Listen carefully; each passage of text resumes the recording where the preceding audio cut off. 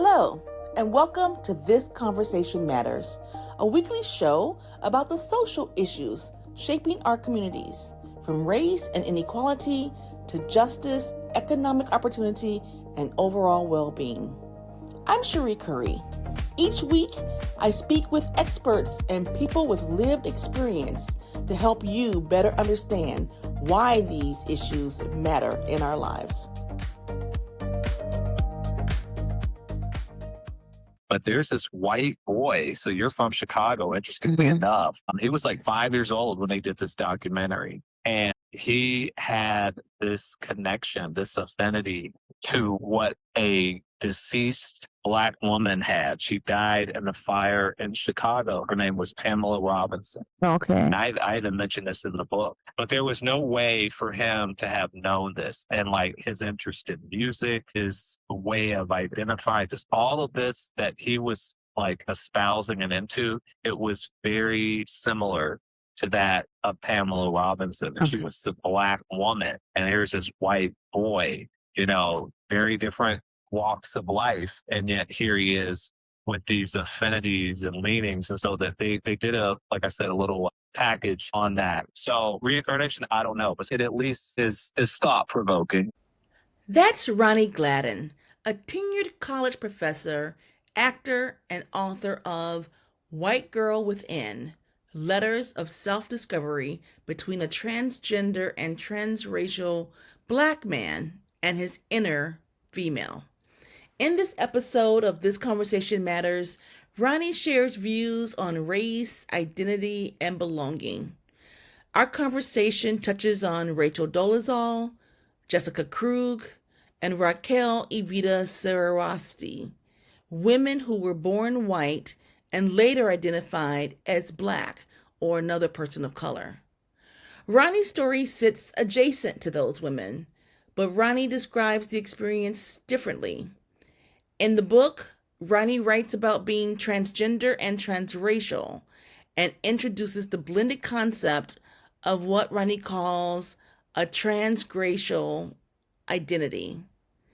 Today, while we explore race, this conversation is more about identity and the question of who gets to define who we are. With the whole part of trans identity and the transracial identity part, tell me a little bit more like about that in terms of like what age were you or what event or something where you had that aha moment of, I'm not in the right race? Well, I do actually have an age. I remember Okay. being 4 years old, Mm-hmm. realizing this, believe it or not, all the way back then. And it's been with me the entire time. And one of the kind of watershed experiences was being in preschool and being outside. And I can remember what it looks like being outside in the play area on the grass. It was fenced in. And I'm running amok with all the other kids doing what toddlers do. And I realized that my body, my avatar isn't responding in the same way like the other kids. They had their flaxen hair that was windswept and they were moving it out of their eyes, and they had their cheeks that were red, so variants of hue in their face. And there just seemed to be a kind of frolic and momentum and energy around all of that. And I wasn't in flow with that. Okay. I was like feeling a little imprisoned because I wanted to project the same thing, being in the currency of what we were all doing as kids. And yet I felt like, why can't I animate? Why can't I shine? Why can't I kind of unleash in the way that they're doing, especially when you're playing? Because you're going to be, that to a kid, that we need that at all ages, but to a kid, especially in your purity like that, Okay. that is a release that is as natural as breathing. And yet I'm feeling like I'm choking up because it's not flowing in the way that I want it. So as small as that is, it was palpable, and I feel it now just as much as I felt it then, and then other layers came about. But that was like the reckoning was in childhood like that. Okay. And so then where you grew up was predominantly white neighborhood? That preschool was, and then the elementary school was majority white, although it was integrating. Yeah, I was integrating. But I actually, interestingly enough, though, like the first few, like the earliest memories I had, I was like in a community that was actually primarily Black.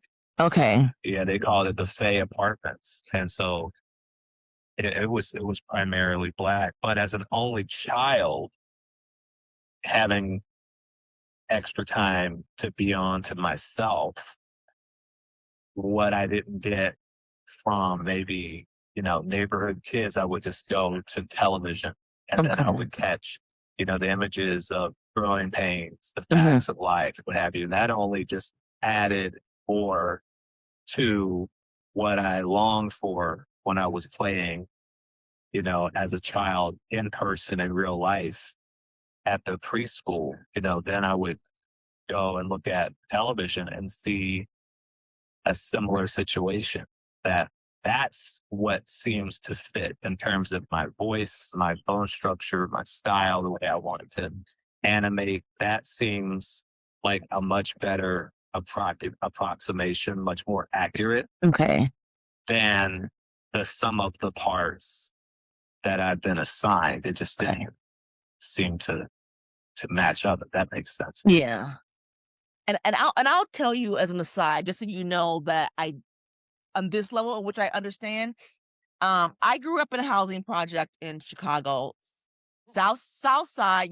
We get to stereotype the South Side of Chicago, which is not the view that I have of the South Side. I loved where I grew up, but 100% Black community. I went to a Catholic school instead of, public school was 1 block from my house. Catholic school was about 8 blocks from my house. My mother was a school teacher. She didn't want us to go to public school. Went to The Catholic the Catholic school. Well, from 4th grade on. So I did go to public school to 3rd grade. And so the only white people I ever knew were the couple of nuns in there, but our priests were Black. Most of the teachers were Black. Yet I grew up in this neighborhood where the Black kids would call me white because I'm fair skinned, right? And they would say, "You talk like you're white. You're talk." I'm like, I don't know any white people, you know. And so it didn't matter to them. They didn't know any white people, And so I remember saying once I'm also Jewish, by the way, which I started at age 17, 18 or so when I became Jewish. Converted to Yep, I was never Catholic. My family was definitely Christian. We just happened to go to a Catholic school. wow. But I was in a group as an adult. I've been in many groups, but I was meeting with some Black Jewish friends, peers. We have this group. This was right pre-pandemic, but it was not that long ago. Yeah. And most of them were biracial Jews. But I made a comment, and that was the first time I ever made that comment out loud. And I think it was a little bit because in my childhood, I was made to feel like an outsider. When I went to college and I went to the Black Student Union, a brand new set of people, right? Brand new set of people. They still made me feel like an outsider. And I went to the Dear White People. If you ever saw that movie, it's like, what people? it's called Dear White People. Oh, I have not seen that. Yeah, you might want to check that out. Because there's a scene in there. Well, really, the movie is set in a college or university, and some of what you're talking about plays out in that. Yeah, so it's like the salutation, like Dear Sheree, but it's just Dear White People. Okay. Yeah, Yeah. Okay. Yeah, I will. but I felt at home in a sense when I went over to the Hillel, which is the Jewish student group. Though people got questions about why I'm Black and why I'm Jewish, I still never felt like an outsider. And so that's just a little bit of my story. People do not understand. Don't say anything. Especially to other Black people, like, oh yeah, she's really trying to think that she's white, you know what I mean? Or whatever they might think. But I'm also very much a Black person, right? I'm very much Black causes. I'm pushing diversity issues and all of that. But there still is somewhat of this different kind of comfort level where still I feel like an outsider. So I kind of just got to say that.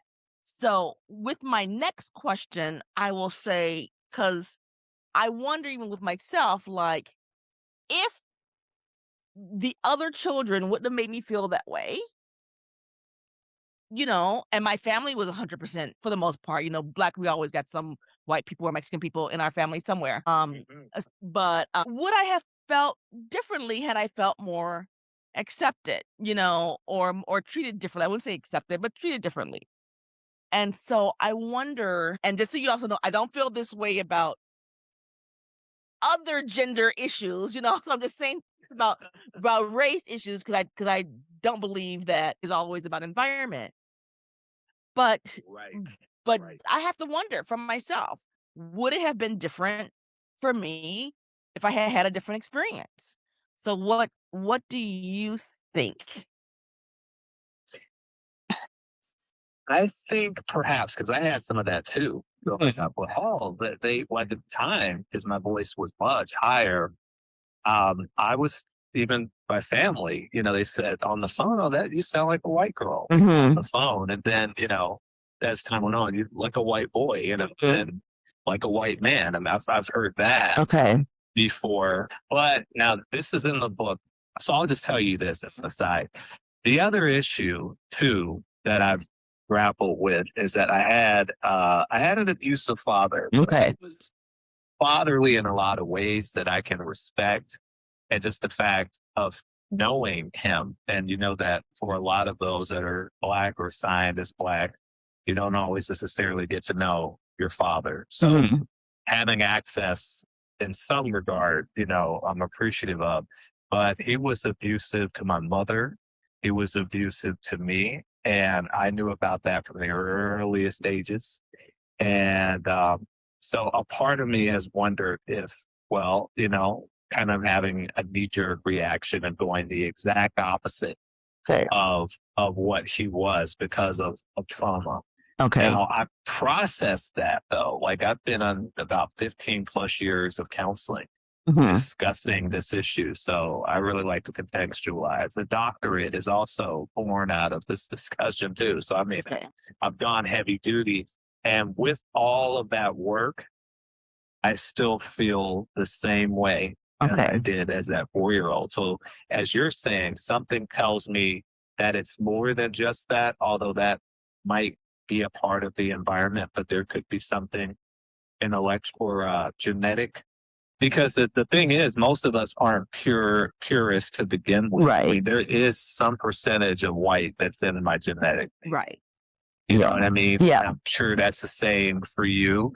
And there's this piloted study out of Germany from 2021 that looks at transracial people. It's a sample size of 14 people.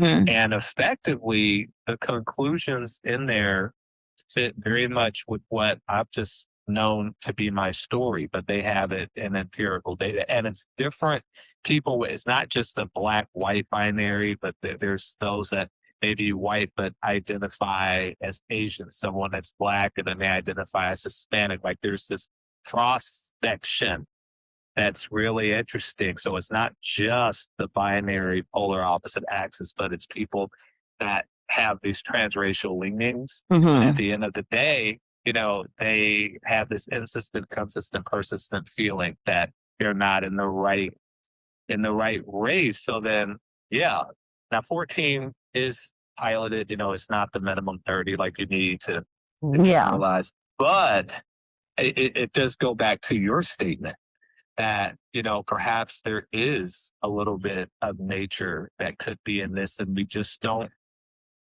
know about it. Yeah.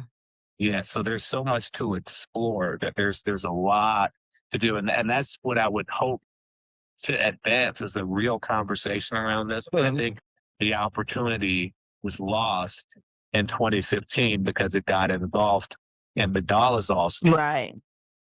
And it's been hijacked for years and it's just reduced to a meme. But now, or people being upset and just kind of having one negative view about it that this is self hatred or this is a colonized mind that you've got, or this is, someone that's been traumatized or someone that's delusional or someone with mental health issues or Right. name it, whatever it is, it's pathologized. And for some people, maybe that is the case, but seeing what I just told you about with that study out of Germany, Germans don't play. We know that Germans are serious people. We all know that. They're serious people, and I've spoken with one of the researchers of that, and he's very much a classic German in that way, very serious. They are really fascinated by this, and I think that the next phase is to look at more of this, to expand their studies to see if there's something that's genetic. So they're at least entertaining it, discussing it. I think that we should do the same. Yeah. And because the other thing that I wonder is, again, the innocence of children, right? That, and again, if I use myself as an example, that they were seeing something in me that I didn't know existed at that time, right? So even though they didn't know any white people either, but the reason they treated me differently was because maybe they noticed something different, you know? Yeah. And you said your mom was a school teacher. In an all black neighborhood. My mother was also, but she retired years ago, so she was always a teacher, a principal, and all black. She grew up in Alabama South, all black, separate water fountains. Other Trump, yeah. Okay, so Alabama, yeah, from Talladega. okay, Alabama. okay, yep. Yeah. So yeah, so where it would have come from, we know on my father's side there's some Irish ancestry, but nobody who knew who those Irish, ancestors were. But it shows up in the, in the DNA results and all of that, and eye color and stuff like that.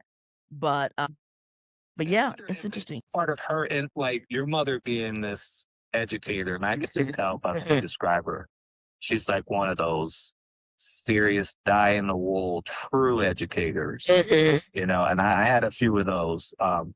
And I wonder if some of that imprint, just the way you were raised, just that alone, Right. the structure that you had and facility of language and the way you could organize things, if some of that being, I guess, in your erudition, so to speak, if that, That came out. type, yeah, if that's like, oh, well, then that's white because you're educated, because you are,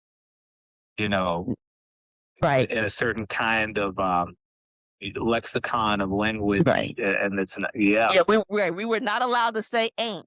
Ain't is not a word, So yeah, things like that. But I think my sister speaks probably more white than I do if I'm going to use it as a term. But my sister also became an educator, but she's dark skinned. So she didn't get it the same way that I did as a child. She might get you talk white. She didn't get you are white, right? So I got it a little bit differently. And she was a little sister to a black fraternity. So she had more of I'm gonna say the black experience in her teen years and in her college years than what I did. No, I'm quote unquote retired from teaching. She stopped teaching so she could stay home with her kids. But yeah, it is interesting, and I'm glad you brought up the Dolezal thing, because in addition to Dolezal, right, we also had in the news the couple of different professors, right? There's that way. Yeah, Dr. Krug a few years ago. Dr. Jessica Krug was one. Okay, yeah, I don't remember all of their names. I know there were a few, and there was also one who had been saying she was Native American when she wasn't. But for the two definitely there were two who were saying they were black, and I didn't follow their story enough to know if it was more like, hey, I can get different types of grants and different types of opportunities if I say that I'm Black versus somebody who also really felt it. I don't know. Yeah, and that too only added to the Dolezal saga Mhm. because you've got white people or white appearing people, white people from the start that were Black or saying that they were of color, BIPOC, or whatever it is. And there was some sort of gain or advantage in there. And that is too dangerously close to the definition of appropriation. Yeah. And in that way, that can be outrageous. Absolutely. Absolutely. And that's the contention that most people have with this. But that's still only one part of the narrative. That's only one angle. And there's more to that. Because you don't, with a contrast, you really don't hear of anyone that's assigned or appearing to be of color with the opposite. That doesn't really garner the same attention, Okay. as the other. And so there it is. So as long as it's the one dimensional, like we're talking about, oh, it's going to be very easy to pathologize transracial across the board. Yeah. And that is a problem if that's what they're doing, if it's not legitimate. Now, Dolezal, I've met with her, I've interacted with her. I believe her story. I believe that she is truly a person, even though she doesn't like the term transracial. Okay. But I believe that she is true in her identity. Now, the others, I don't know. The others, I couldn't say if Okay. it was just because it was expedient. Okay. And then you have the whole group of people, who believe in reincarnation and all of that, and maybe in another life, I know I used to have Jewish people who would tell me, in another life, you must have been Jewish, and that's why you came back to Judaism, found your way, and I never really got into that. I kind of know what they mean, Yeah. but yeah, I don't think we'll ever really understand life to really know. Yeah. What? Yeah, I've heard that. And if you've ever heard of Luke Ruhlman's story, Okay. Well, how you spell that? Luke, Okay. and then Ruhlman, I think it's Ruhelman. I Okay. think that's how to spell it. It's very close to that. Okay. And I can mention this because his story is already out there. They did a little expose, a little mini doc on it. But there's this white boy. So you're from Chicago, interestingly Mhm. enough. He was like 5 years old when they did this documentary. And he had this connection, this affinity to what a deceased Black woman had. She died in a fire in Chicago. Her name was Pamela Robinson. Okay. And I even mentioned this in the book. But there was no way for him to have known this. And like his interest in music, is a way of identifying just all of this that he was like espousing and into. It was very similar to that of Pamela Robinson. And she was a Black woman, and here's this white boy, very different walks of life. And yet here he is with these affinities and leanings. And so that they did like I said, a little package on that. So who reincarnation? I don't know. But since you brought that up, Okay. that's probably like a really close example. It at least is thought provoking. Yeah. You can't really prove it. Right. Right. Yeah. Okay. So tell me about what you do now and I'll say like what so when I watch some of your YouTube videos, I wouldn't see anything there other than, and I don't mean just visually a Black man, but but the way you talk or whatever else, I hear Black. Right? So is there this other side of you at certain times, or am I just thinking about it all wrong? And it's more about who we are on the inside than the way that your voice is going to come out, in a video, or is it you have to adapt to what you think society wants to hear? A part of it is adapting as a kind of uniform to survive. I mean, so there are things I went through. So Yeah, I do feel like I kind of put on my armor when I go out into society. And we all wear social masks. Right. There's nothing like unique in that respect. But I feel a little bit more heightened in the awareness, and especially now with what's going on, in terms of just LGBTQ plus attacks in general and anything that doesn't seem to be like heteronormative. So yeah, so I think there is a way perhaps that I've gone and over delivered in some way, because I've learned how to speak guy. I've learned how to function more within the structures that are here. Okay.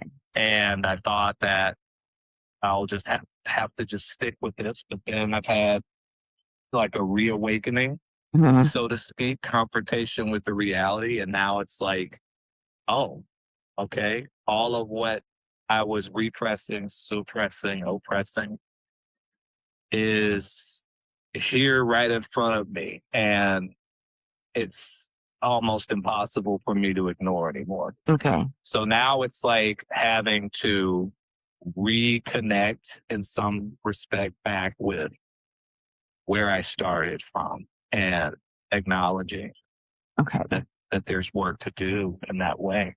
Okay. And is that why you wrote the book? Oh yeah, that was exactly. That was the subconscious taking over. I was in my partner's house at the time and I was emotionally flooded. Just overcame with emotions. She wasn't even there at the time, but just overcame with emotions. And it was like Chat GPT before Chat GPT. I just started just writing it. Just the words were just filling the pages up, just like seemingly in seconds. And what I was writing, I felt like was the voice that I had been stamping on. Okay. The white female voice. So there's a large portion of the book that's written that way, and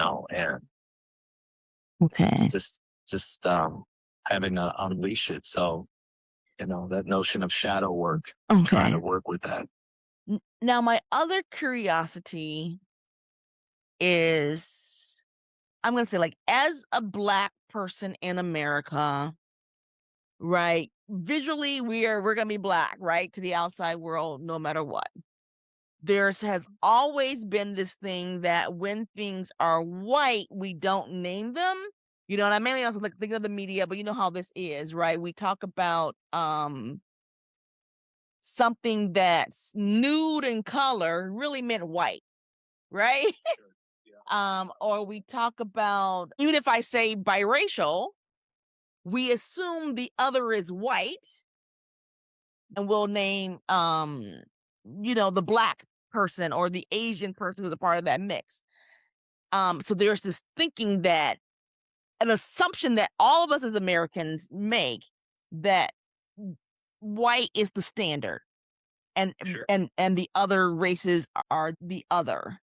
So what I'm getting at is, I think, as if it were like a Rachel Dolezal, and you mentioned the whole we talk about appropriation and all of that, where they have to ethnically somehow become an other. I think as Blacks in America, anyone, we can just exist and go about our day to day. What would make something white? You know what I mean? Like, we can sit there and live in the suburb, integrated neighborhood or not an integrated neighborhood. We can just wear regular clothes, but it's just like, if someone were the opposite in terms of their transracial identity, to be Black or to be Asian or whatever else, they're adopting a certain culture. Everything else to me it's American.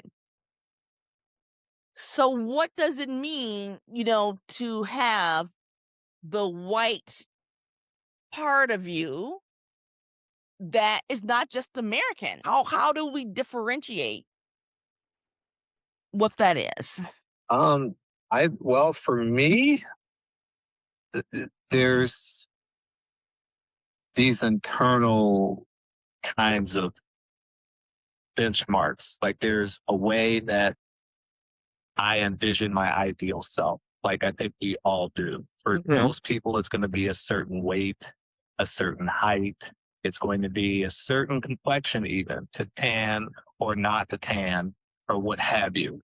With that same logic, that same continuum, it's like that for me, although it skews towards the bone structure, the mathematics, the tone and voice, etc. That is much more in alignment with the phenotype that is regarded or is perceived as white. So there is like a computational parts, if you will, Okay. some of the parts where it's almost like a kind of mathematics. It's the structure of the hair, like so there is a superficial component to this. Mhm. And when it animates in alignment with everything else that you're talking about, Mhm. then it takes on, a certain kind of complexion or what have you in there. Now, the thing that's interesting though is, I mean, just like the language, it's almost like Lord, the master schools will never dismantle the master's house. Like the language that we're using is a Germanic language, Mhm. it's Anglo-Saxon. So you have that, the names that we have, most cases are Anglo-Saxon Mhm. in nature. If you look at the clothes, even people that may be the most militant, the most black and militant, they're espousing their black militancy through Germanic Anglo-Saxon language. And they may Mhm. have suits on, but they're European inspired suits at the same time. So it's like the irony there is this that there is a structure that's there. We could say it's American nationalized, but within America, there's so many other kinds of adaptations and inclusions of culture that still is more Western. Mhm. In that. So it is American, but yeah, like we can say, yeah, Americana at the restaurant. We've got pizza, although it's Right.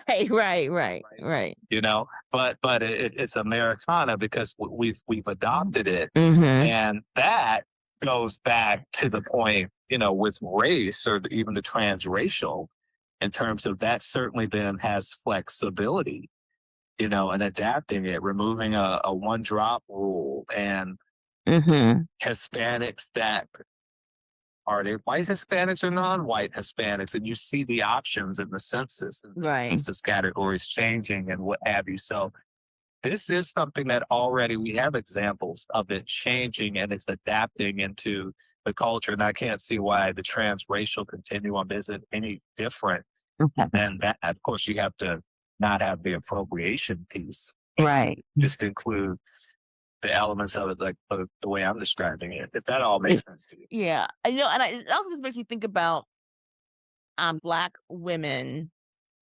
where I'm gonna say we're influenced by white society in terms of not liking our ethnic hair. And I'm using that people may disagree with me about whether or not they like the hair or not. But, it may be we like our hair, but we feel like again we have to fit in. So we're straightening our hair. The number of people today who are wearing wigs that are completely straight hair, down their backs, and yet people who can be, very black. I'm like, but you're walking around with this white hair. Oh yeah, Um, and critique everything like you're saying. yeah. This is structural, this structural racism, that, and then Mhm. they've got that Louis Vuitton, Michael Kors, all these other things. Yeah. Yeah. And this when I hear people talk about the legislation of natural hair, I'm like, that's not your natural hair. Even if it's a wig that looks like ethnic hair, that's still not your natural hair. But the general Americana, whatever, where there is we talk about like what's going to happen in the future. To me, there is this blending outside of the rise of the number of biracial, multiracial people. And I'm sticking with the U.S. But also when we are looking at culturally, at least for blacks and black women with the hair and whatever else, there's a blending. There is definitely a blending in who we are. So right, the the white women getting their booty implants and their tanning, and it's gonna be, I don't know, who knows what's gonna be like in 50 to 75 years. But there is this blending that it might be not as unusual to people to think of transracial. I agree with that. And just like you see a slight uptick in interracial marriages or just in interracial couples, period. And then the offspring, you have more interracial kids or just people that appear to be more racially ambiguous. That already is here. Right. And yeah, I think that will proliferate and that will be adjacent to what we're talking about now. And the fact that you're seeing studies on this, because when I graduated with my doctorate in 2016, and at that point, there was effectively nothing in the research that was on transracial identity, let alone the particular strand of transracial, where it's gender and race. There was effectively nothing that was there. And just within years, there's the study I just told you about from Germany, and there's some other research that's coming out along these lines too. So, when it's starting to be in those academic spaces like that, places where they think in centuries, so things move very slowly, then that's really showing you that there's momentum around this. Okay. Well, that's helpful. Do you want to give one tip to people, or maybe we could say two? If there's one you want to give to general America, or if there's one that you want to give to other transracial people? I would give to both. I would say for just general America is to, perhaps be open to having a conversation, to learning more about human diversity. Okay. And for those who are transracial, I would say to continue to process and to reflect on your truth and find a supporting community, because there are some in Discord and Reddit and places like that. Okay. Or start one. Okay. I appreciate it. That took longer than the 20, 30 minutes I told you I would take of your time, but I appreciate it. All right. I think we had a good conversation. Yeah. Flow, Yes. And sometimes, and I always just like to add this at the end because I never know what could happen, that I keep my notes, and if I could ever write an article for another outlet, sometimes I've done that and it's been 2 years later, in which case I'll circle back and update. So just in case, I always have these kind of things in the back of my mind for other stories. Absolutely. Look me up. Let me ask you if so you felt like this was useful, this discussion? Yes, absolutely. Okay, great. Yeah, well, I saw something that ran in the Independent, and it had Dolezal. I think it had Raquel in there, and I was mentioned in it briefly, but it said like I was just doing it for attention or something. That's really all they had on me. Okay. But they were. It wasn't particularly scathing, but I'd rather contribute in a way that it's helping to open up a discussion rather than it being more like a hit piece. Right. Because the discussion that we just had, and that's what I'm trying to do, because there's already enough momentum out there for the negative. Right. So that there's no reason for me to put any more energy into that. Right. Yeah, and trying to have an understanding. There's the other one. Yeah. And I have another question, but the publisher of your book, who's the publisher? Oh, it's my imprint that I founded. Okay, got it. Okay. Well, I hope you have a good rest of your weekend. Oh, well, you too. And I appreciate this. Okay, yep. Thank you. Finally connected. Yep. Hey, plus I know this is Pride Month. Yeah. Well, thank you so much, Sheree. Yep, thank you. Yep, bye-bye. Bye-bye. Thanks for listening today. I'm Sheree Curry, and this has been This Conversation Matters on Power 104.7, supporting the mission of the Minnesota chapter of the National Association of Black Journalists. Follow us on Instagram at NABJMN and me at Sheree Curry Media. And be sure to subscribe wherever you find your podcasts. Let's keep the conversation going.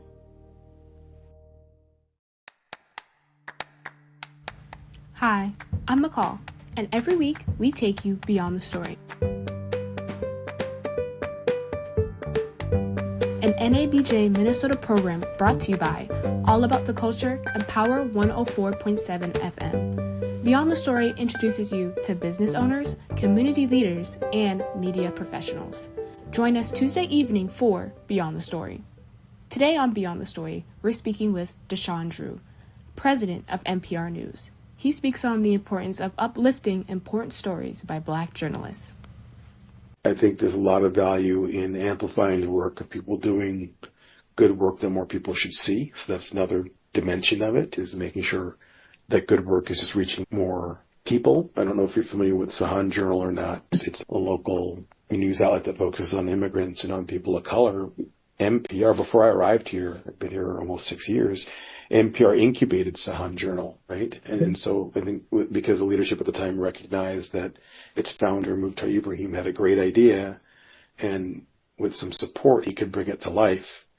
And it wasn't something we were going to go do, not do with the same kind of fidelity because we weren't built for it, but we could help him launch. And now they've become a tremendous key partner for us. So I think part of what other journalists can do, and it won't be every story or every journalist out there that they encounter, but just promoting other people doing good work.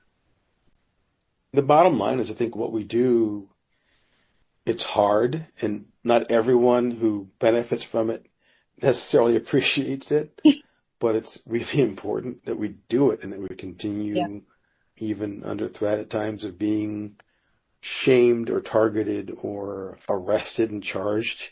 Even if the charges are bogus, I recognize that can be incredibly stressful for folks. It's important that we continue to do this work and that we continue to educate our communities about who we actually are as a people, how we got to now, and frankly, give them a sense of who we actually could be together if we could work better together. I think that there's a lot of division being intentionally sown in this era, and people lose sight of who we could be if we learn to see one another as assets. And I think that happens in pockets, but not everywhere. And so I think that's another opportunity we have. And I think as journalists of color, we have maybe a particular perspective on it because of so many of us have consumed media that didn't include us and or mischaracterized us when we were included.